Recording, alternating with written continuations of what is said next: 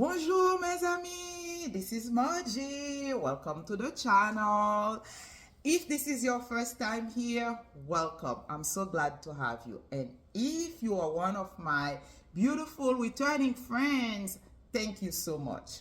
As you know, I have added this series on the channel to share with you the steps that I have been taking navigating life as a single woman. And if you are a single woman navigating life, you are on the right channel right now. And if this is not something that you're familiar, but you want to know how we've been navigating, welcome. So today I wanted to share something very important for us women. It is raising our kids after divorce. And for me, when I got divorced, my younger daughter was 18. So I didn't have to deal with the day-to-day parenting or custody battle. So this is why I have one of my best friends that is going to talk to us about the step that she has taken because she had smaller kids when she got divorced. And I'm going to invite my beautiful friend, Bobby. She's going to join us and share with you like the steps that she has taken. Let's welcome my friend, Bobby. Welcome to the channel. Merci, Margie. Merci. Hi, everybody. Good afternoon. Good afternoon, Bobby. So today, as we said, we're going to talk about raising kids after divorce. So first of all, let's talk a little bit about you. Let's tell our friends how many kids you have, like how did you navigate raising your kids after your divorce? So I have 4 kids, and my ex and I we separated in 2018, and divorce was finalized 2022. Of course, my youngest was, oh my goodness, 8 or younger. I can't remember, but she was, but I had younger kids back then, but it was not easy. But we sat with them and we had a conversation with them. So we told them that we were going to separate because things couldn't work out. Yeah. And this is me, and that's what I told my kids. People usually think it's weird, right? I was like, okay, we are going to separate ways. We're going to be separated. I gave birth to you. I'm your mom. But that doesn't mean that you have a stronger connection with me than with your dad.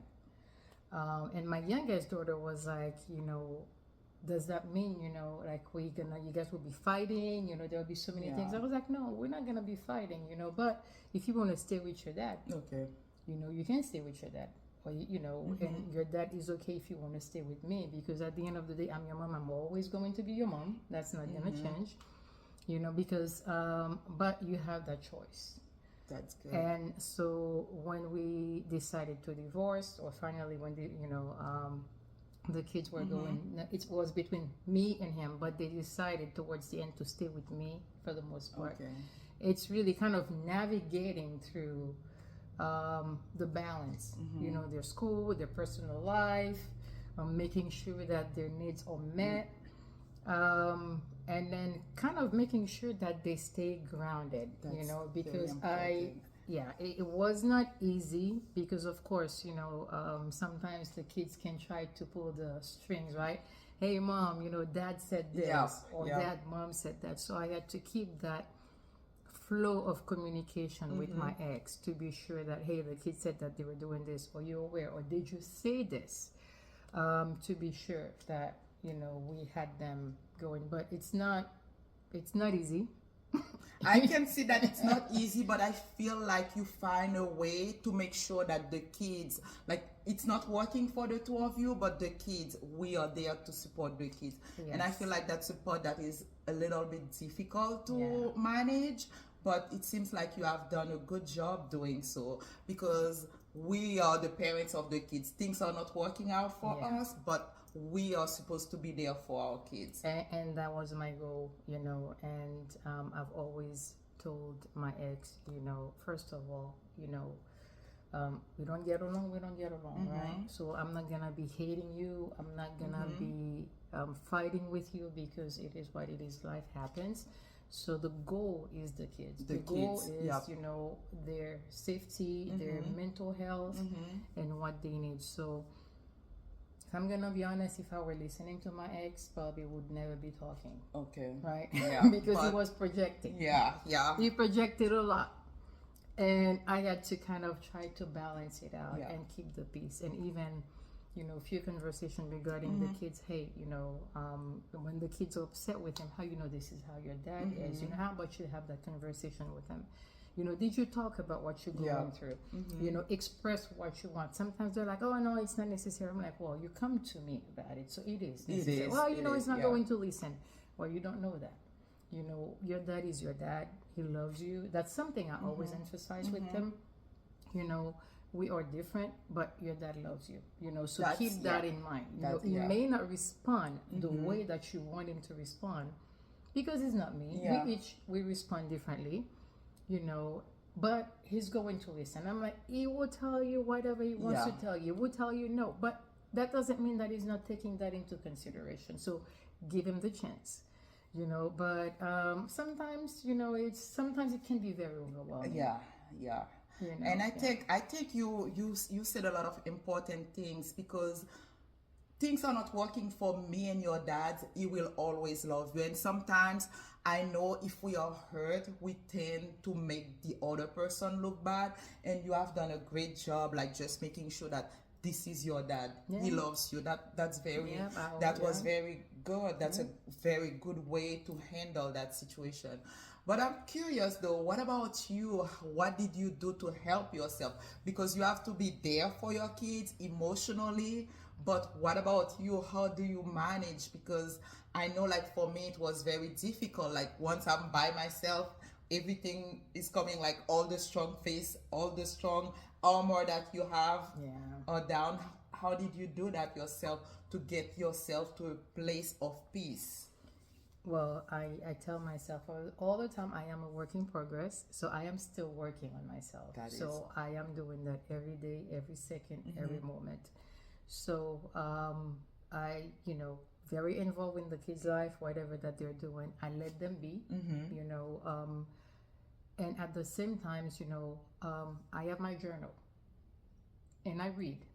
Although lately, you know, I'm pushing myself back again to read, but that's something I was very adamant about doing for me, to give myself that little time. Because after my divorce, you know, well, started with separation, I had to kind of refine myself again, because we don't realize that when we're married, you know, we give so much of who we are, and then we kind of lose our identity. We do. And even as a parent, we lose who we are as a parent, right? Because we invest so much in our kids. So my separation was kind of my first step of finding my voice again, you know, because with my ex, we were, you know, we had such a big disconnect, and the kids were starting to feel that. And one of the things that I remember, I told my mom, by the way, you know, years ago, you know, before she passed away, you know, we were talking about relationship, because she had a very hard relationship with my dad. And then she would say that she stayed in the relationship for us. Okay. And I had that conversation. I'm like, and I remember telling her, I'm like, this is the most selfish thing that you'll ever tell me. I'm like, you never had to stay in that relationship for me. Yeah. And then she was like, well, I didn't have any choice. I'm like, well, you did have a choice. We didn't know. We didn't know. And our culture, our background, Yeah, but that was one thing I did tell my ex. I'm like, I'm not staying in a relationship for the kids. He didn't want the separation. He didn't want at first, although he was the one who filed for divorce. But at first he was saying he did not want, right? But I was like, you know, we were not working out, because we were kind of, you know, gas and, you know, fuel and whatever. We were just fighting all the time. So I was like, I'm not going to stay in a relationship with the kids and make them suffer. I rather them, you know, be in two separate households where it's balanced, it's grounded. And then that's when we decided, you know, we talked about, okay, it's not because it's your dad we're separating, you know, that the judge will be involved, because that was one of the questions my youngest asked. Will the judge, you know, decide what we're doing? I'm like, listen, the judge wasn't there when I was married. The judge wasn't there when, so the judge is not going to decide what's going to happen. So we decide what's best for you. That is, And then that's how, you know, we were able to navigate, you know, having kind of, you know, raising them, you know, separate household. Again, although most of the time they stayed with me, but if they needed something, they know that their dad was there. Even if I had to step in and give them a call, because I realized that, you know, because they spent most of their time with me, you know, there was kind of a disconnect on his part. You know, of course, I don't want to say it's a melting, you know, but he is who he is, you know, and then sometimes you just kind of knock, knock, are you still here? You know, the kids need this, the kids need that, you know, and for the most part, he's very receptive, right? But to go back to your question, I had to find myself, get that me time. I had lots of time with the kids, bonding. As a matter of fact, to be honest, I started bonding more with the kids when you know, I got divorced, because we were spending much more time. So, and then I was able to find myself, you know, having that kid in me coming back, you know, while I was, you know, raising them, you know. So, but it's a process. It is a process. And I feel like you and I, we have almost the same similar story, because I met my husband when I was very young, right after high school. We got married. That's the only person you know. And you don't even know who you really are, right? And then all you do, you're giving 100% to the marriage, 100% to your kids. And life happens, and you're like, okay, who am I now? You by yourself, who am I? And you have brought another important things that unfortunately that I have done. I stayed longer for my kids, and that's one of the things. That's what I was a little bit emotional when you were sharing that. I didn't know that we are hurting our kids the most when we are doing that selfish decision, when we're taking, like, I wanted to stay for my kids. I stayed in the relationship for my kids, and I didn't even realize that I was hurting them more. So it's very hard, and this is the reason why we are doing that. We are sharing this video just because we are connected. We are living different lives, but we are on the same path. So it's not easy, but just make sure, as you said, she's taking care of herself now, and she has done an amazing job raising her kids, and you put the disconnect aside. We are the parents. Let's communicate for our children. We may disagree on certain things, but the kids, it's something we have to make sure that they are okay, they are grounded. That was good. And if you were to do something right now, like if you have a chance to go back and change something, what would you do differently? So differently, first, you know, kind of invest in myself first, right? Because at the end of the day, in relationship, we tend to lose ourselves for the benefit of the other person, and they take us for granted. And I still, you know, and if my ex ever sees this video, he may not agree, he still takes me for granted, which is true. You know, he won't agree. But I think because, and so you have to get that back, you know, you have to start setting boundaries. This is something I am learning to do. And even with my kids, you know, I have a very good relationship with them, you know, but, you know, they are 19, my oldest is 27, my youngest is 17, you know, but I have to now learn to say no.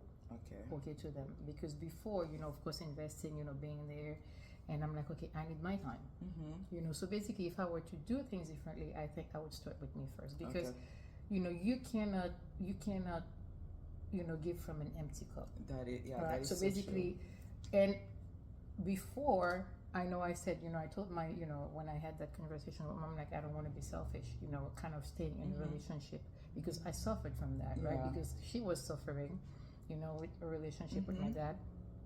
I suffered from that a whole lot, you know. So for me, I was like, that is the selfish thing I don't want to do. At the same time, sometimes I'm like, you know, aside from that, I should be selfish with myself, with my time, because, you know, we have a very bad connotation, you know, different way of what selfish means, right? okay, if I ask you for this, you don't want to do it, you're selfish. No, I want to be selfish. I want to take care of myself. I want to take care of my soul. I want to take care of my mental health, of my being, because if I don't, you won't be able to give 100%. then I'm drained, right? Then I'm burnt out. So if me focusing on me is selfish to you, then I'm selfish. I'm gladly, I'm happy to be selfish, so I'm good. So that's one thing I would do if I kind of invest in myself a little bit more.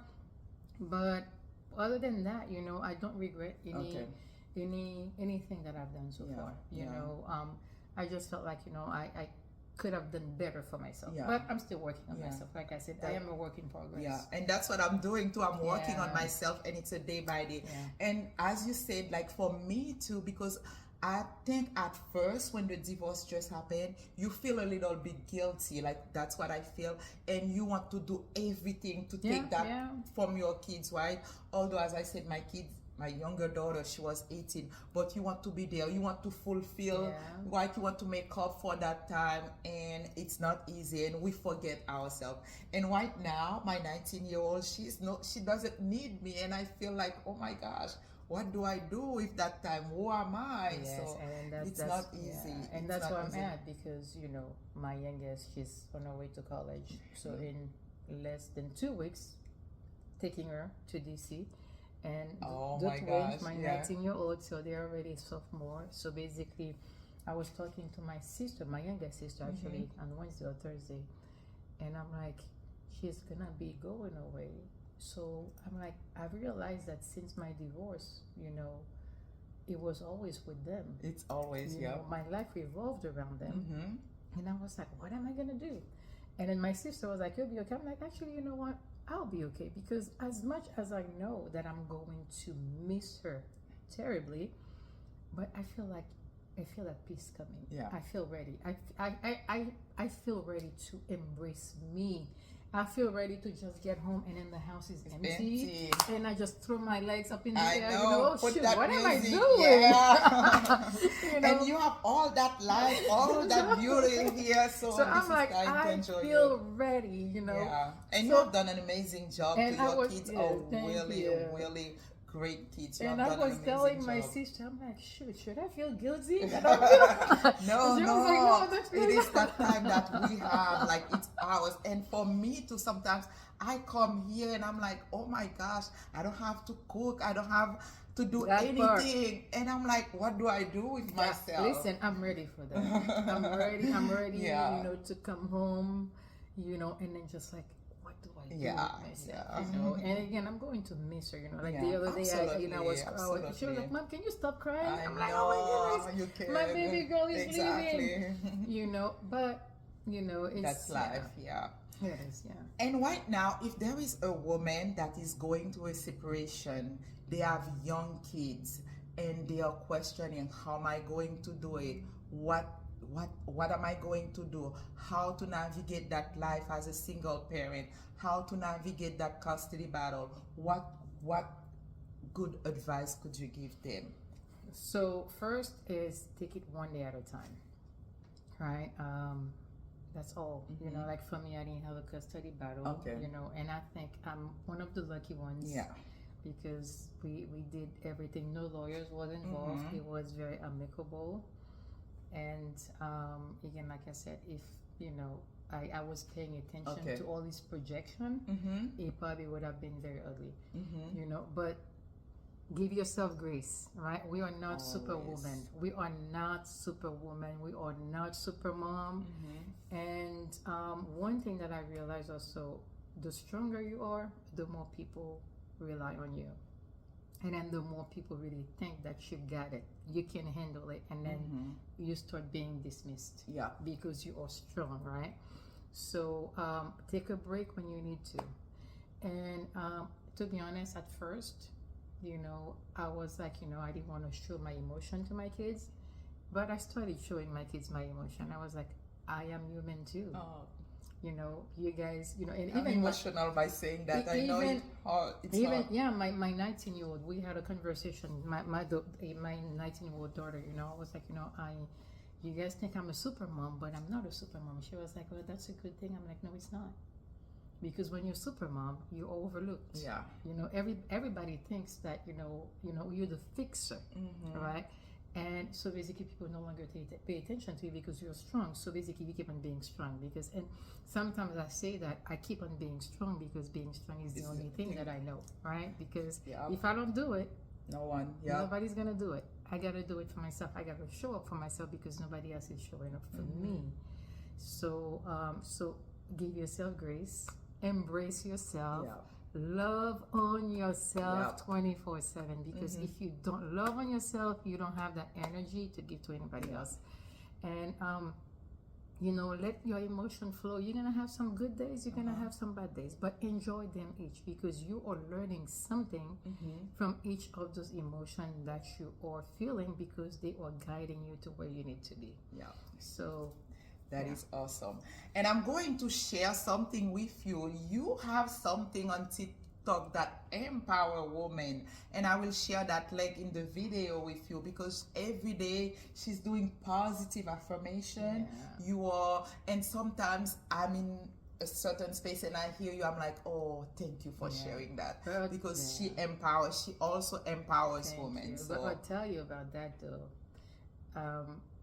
When I started doing that, that's really actually when I started taking some time for myself to find myself. I'm reading, I'm taking notes, positive things. And then I started connecting with nature. So I started with Bonjour la vie, merci la vie, because, when I wake up in the morning, I am aware that I am awake. I close my eyes, I say, thank you, thank you, thank you, because I'm alive, I'm healthy. So, and then I started, if I'm taking, my coffee, I'm like, bonjour la vie, merci la vie. And I was just doing that for me. And, and I was doing that all the time. And then posting positive things for me. And, people started reaching out to me and saying, thank you. Absolutely. Thank you for, and then if I don't post my bonjour la vie, and they're like, wait, what's going on? Absolutely. Where's the bonjour la vie? And then they're like, I never really paid attention until you started doing that. And I'm like, gratitude is such a powerful resonance, right? It is. Because the more you do, the more you have things to be grateful for. Absolutely. In the midst of everything, right? We have so many things to be grateful for. And I never take anything for granted. Like I tell my kids, I tell everybody, all the little things that we overlooked, because we're focusing on the big things. Absolutely. All the bigger things, they are the ones that truly matter. So I have learned to, and then that's when I started sharing, little things here and there in TikTok. So trying to grow that That is great. And that's what I always say, like when we are connected, what you're doing, you sharing with others and you helping people. And for me, like when I'm at my lowest point, I usually try to reach out to someone, do something for them that give me strength. And when you feel good, you share with others too. And we are connected. We are here to support each other. And I know that she was amazing. She was the right person to do that with me. I'm going to put her link so you can follow her, because as I said, there are days where my day is so stressful, and listening to her, that give me strength. So thank you so much for being you. Thank you for being an amazing mother. And if right now you are going through a situation, you're going through a divorce, a separation, and you wonder, how am I going to raise my kids? How am I going to do it? Just know that you have in you. You have everything in you to move forward. Just take it one day at a time, day by day. The day that you have to cry, just cry. Don't keep it in. Reach out to others. Find your niche. Find people to support you. And be you. You have all in you. And just don't think that your situation is where you are. That greatness is dormant in you. Let it shine. So thank you, Wobie, for coming with us. Remember to like and comment. And next week I'm going to share another subject with you, so you don't want to miss that. So hit the bell button so you know when we are there. Thank you, Obi. You're going to give the last goodbye to the Thank show. you. Well, thank you so much. Thank you for having me here. I really appreciate it. She So, is yes. wonderful. She is a wonderful soul. So, Thank you. well, like they say, you know. Thank you yes, so you know, much. Beautiful soul recognize another one. So thank you. Thank you. I will see you next time. All right. Bye. Have a good one, À guys. bientôt. Bye. À bientôt. Bye.